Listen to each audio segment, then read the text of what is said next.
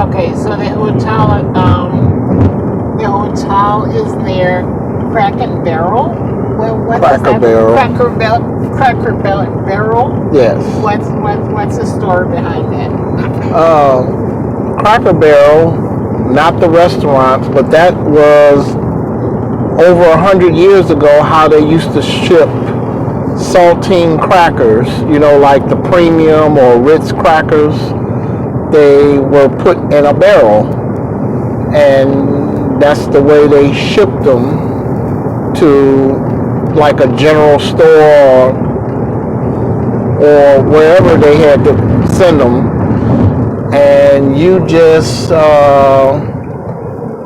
go there, you get a bag, and you get the amount that you wanted. I don't know how they sold it. I don't know if it was per cracker or weight, but you just get the amount that you wanted, and that was it.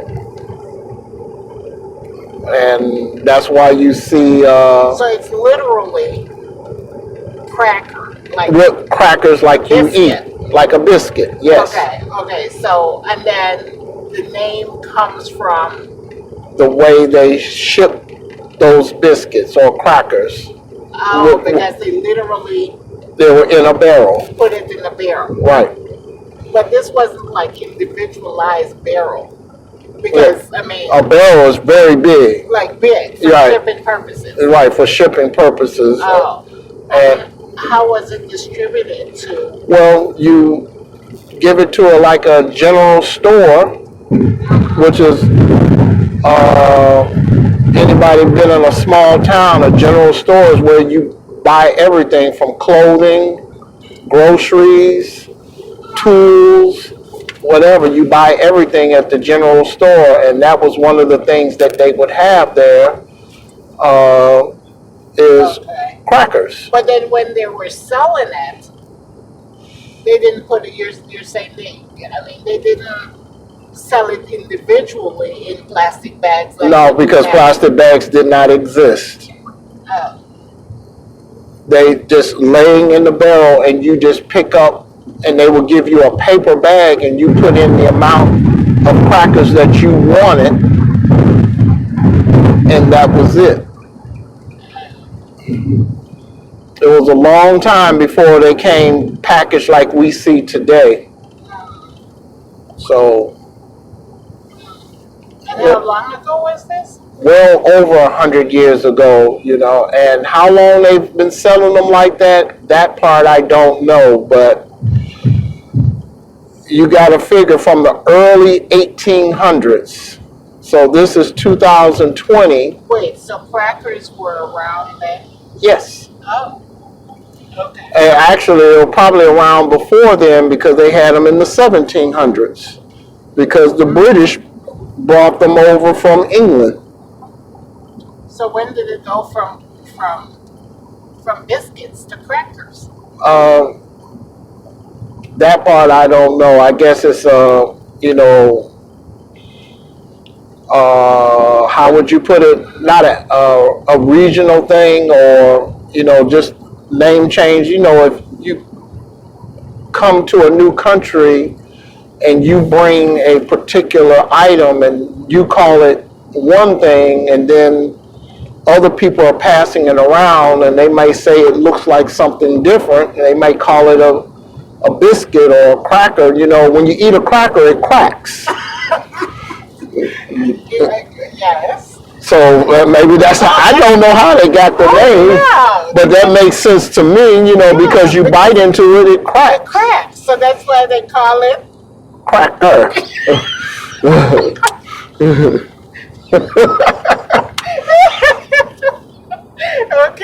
Okay. So this was from way back whenever. Right.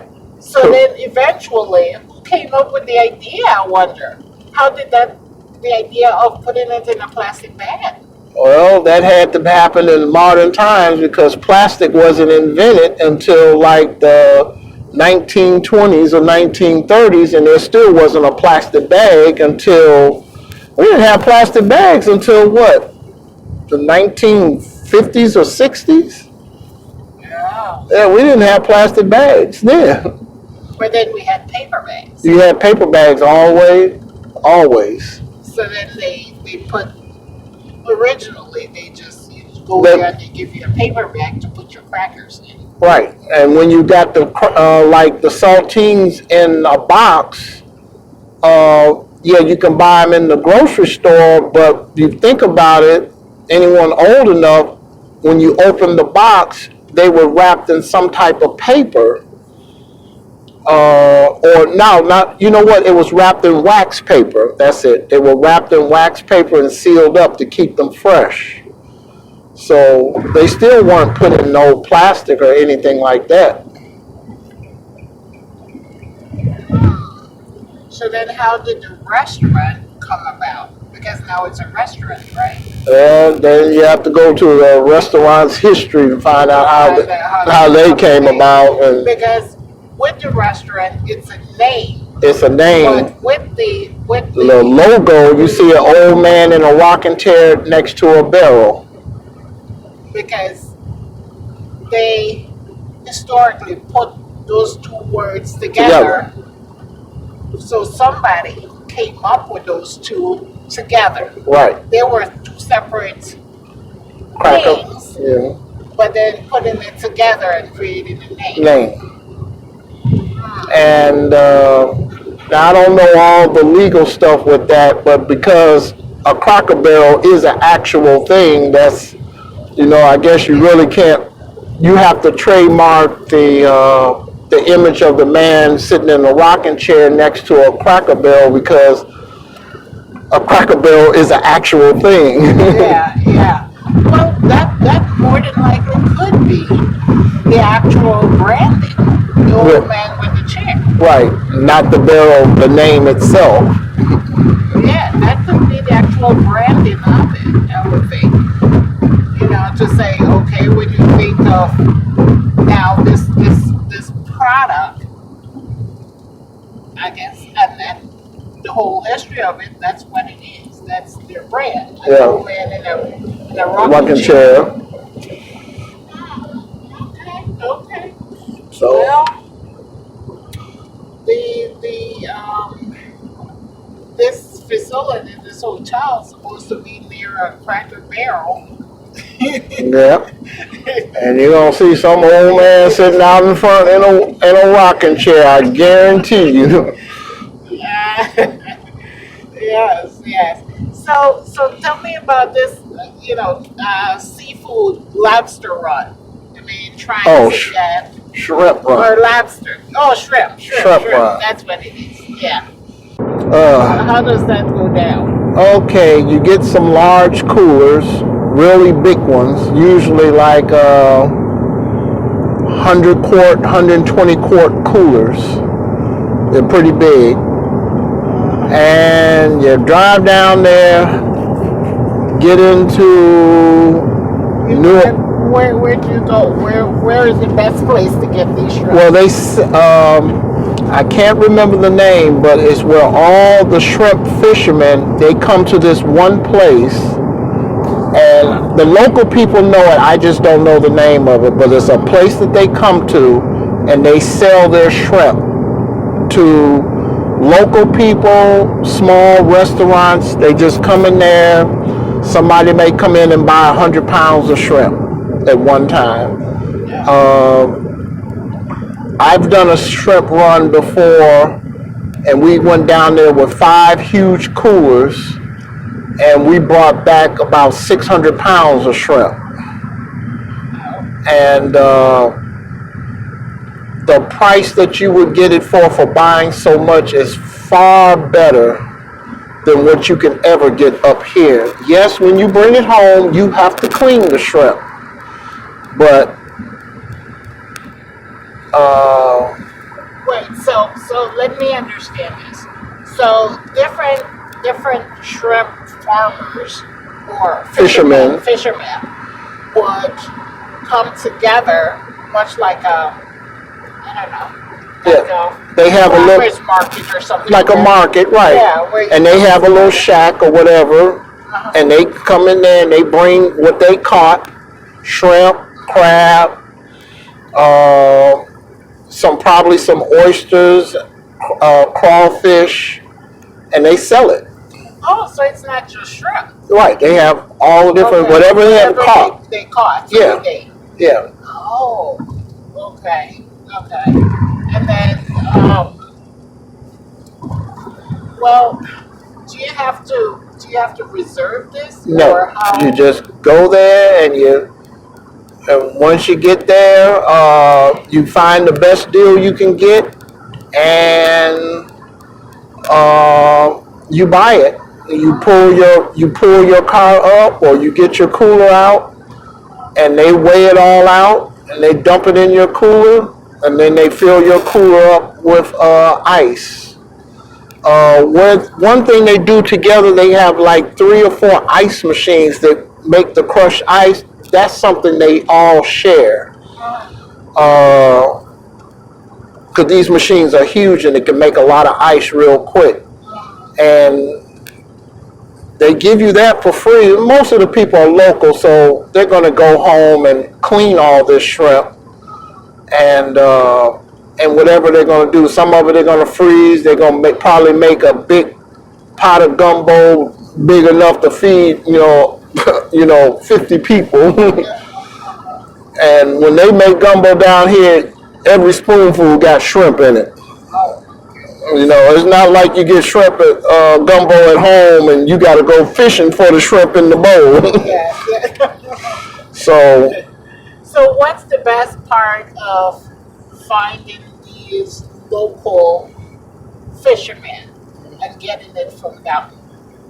Well, usually when I've done it before, they're out at night catching the shrimp because they do all their fishing very late at night. And they'll usually pull in there to this place where they're selling it about 6:30, 7 o'clock in the morning. And they're opening up shop. And you usually have a line of people out there waiting because, like I said, a lot of stores buy their shrimp like this fresh. And, the big restaurant chains, they can, get this stuff and they have somebody to come and get it for them. But the smaller restaurants, they'll come there and they know how much they're going to do in the course of a day. Because they're there every day, well, at least 6 days a week. They're there to do this. They must be having some event over there. Oh yeah, looking down the traffic. So a lot of the restaurants go there and always buy enough shrimp for at least 1 to 2 days. And so all their gumbo is a lot of times is very fresh. You can and then when people grill the shrimp, that's what they call it, the prawns, which is the huge shrimp that's like 4-5 inches long. Oh my. And they put those on the grill and cook it. Grill it at least, not cook it, grill it. And where does this take place? What state or what? Louisiana. Oh, there. Okay. Yeah. But maybe, how is it right now? Well, everything has changed. Everything has changed, Yeah. but they're still selling shrimp because people are buying shrimp. Yeah. You gotta eat. Yeah. So Corona doesn't stop the shrimp. It may have slowed them down. That part I don't know. Maybe the selling of it, maybe not as many people are coming to sell it. But outside of that, they are still doing the shrimp thing. And it's just a matter, you can go, and I know if you're going to make a little shrimp dish at home, in Chicago, no, you wouldn't come way down here to get any shrimp like that, because that's not worth your time or anything like that. But when you think about it, a bag of shrimp, cleaned and everything already, either fresh or frozen, what are you going to pay? About $15, $20 for a pound of shrimp. And last time I went down there to get a shrimp, I was getting shrimp for $1.80 a pound, but I was getting over 100 pounds of it. So if you're just coming out this way, then it's definitely working. yeah, if you're out here and you got a good solid cooler, and even if you was only gonna buy like 4 or 5 pounds of shrimp, and you're on your way back home, you put that shrimp in the cooler, you fill it up with ice, and that's it. All you got to do is keep it ice cold until you get home. Then you're going to take it out. You're going to clean it all up, wash it down, put it in bags or however you're going to store it, and put it in your freezer. And then when Thanksgiving and Christmas time and New Year, you're going to make that big pot of gumbo. And you got your fresh shrimp. Yeah, you froze it, but you just got it. You got your New Orleans sausage that's hot and spicy, but the rest of your ingredients, which is you done got your if you use crawfish, you can get that too, and you got your crab, you got that. All of that's fresh, so you got all your seafood. All you got to do is put in your different vegetables, make your roux, and that's it. And however you stick your foot in it to make your gumbo, that's when, that's it. Oh my goodness. Well, it sounds delicious. It sounds delicious already. It's definitely worth the trip and trying, because then you're getting the real deal. Right. You know that it's fresh. I mean, that it's not coming away from who knows where. It's not gumbo in a can. Yes. So how about the catfish run? There's a farm raised catfish. Yeah, that's what we just did. You come down here to Simmons Catfish. If you're getting it, when I do it, because I do it because I like to drive and look at the trees and stuff like that. Plus I have family down here. With Corona going on, I didn't want to get around them because no telling where they've been. But Yes, no, it helps to be safe for sure. right. But other than that, it's worthwhile to me because, like I said, to drive 700 miles to pick up catfish, who does that? But I just like doing it because it's a nice trip to get away from Chicago, and like I said, to just look out over everything. But that being said, come down to a place in Yazoo City. It's called Simmons Catfish Farm. And they raise the fish there. They raise the food. They grow the food that the fish eat. They raise it. They grow it right there. Whatever it is, corn or soybean, whatever they are feeding the fish, they have it right there. And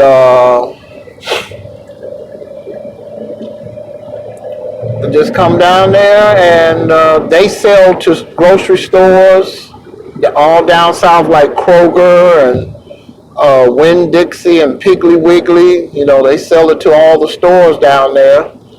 And you just come down here and get a couple of 15-pound boxes of catfish and bring it home. And So you say they raise them there. What? What exactly is that? raising catfish, whatever a baby fish is, they raise it from the baby fish when they're born. I guess it comes from an egg, and then as the fish gets older, they move it from pond to pond, and then when they get to a certain size, whatever size they want to process, when it gets to that size, they take it out and bring it into their factory, and it becomes either whole fish or filleted or steak fish. Wow, that's a whole process. Right. It sounds good. Yeah. I mean, Now here's the thing: they don't throw no parts away, like the head and stuff like that. They do not throw that away. what happens with They that? they said they take that and they sell that to people who fishermen, and what do they call that stuff? Chum. They sell it to them, and that's food to put into the water for the fish when they're trying to catch the real big fish. Like you go out into the Gulf, you can go and catch the big. I'm not sure the name of, like the red snapper. You know, the fishes that weigh about 200, 300, 400 pounds. They have those out in the Gulf too. So they use all that for fish bait to lure them in to catch those. So they say they don't throw nothing away. Oh, And some people use it, you know, maybe some local people, they might buy it, you know, when they're just going fishing on their own boat, you know, and that's bait to lure the fish in so you can catch them. okay. What, I mean, is it because it's bloody? Yeah, it's bloody and it's So- stinky, and So it lures the bigger fish in, bigger fish. and they'll eat that. Oh, okay. Oh, how far are we from this hotel? Oh, well, 'Cause okay. Let's